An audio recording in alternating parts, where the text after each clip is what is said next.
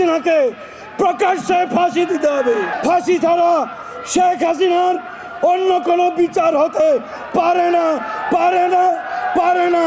2010 সালের 29শে জুন জামাতের নিরীহ নেতৃবৃন্দকে তথাকথিত যুদ্ধাপরাধের মামলায় গ্রেপ্তার করে কাউকে 10 বছর, 12 বছর, 13 বছর কারাগারে আটকে রেখে তাদেরকে পরিকল্পিতভাবে হত্যা করা হয়েছে। তাদের বিরুদ্ধে যুদ্ধাপরাধের অভিযোগ ছিল নাটক। মূলত ভারতের আগ্রাসনের বিরুদ্ধে বিরোচিত ভূমিকা রাখার জন্যই তাদেরকে পরিকল্পিতভাবে হত্যা করা হয়েছে।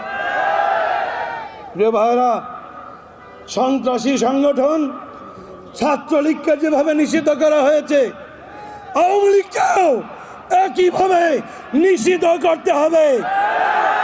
মনে রাখতে হবে, মজলুমের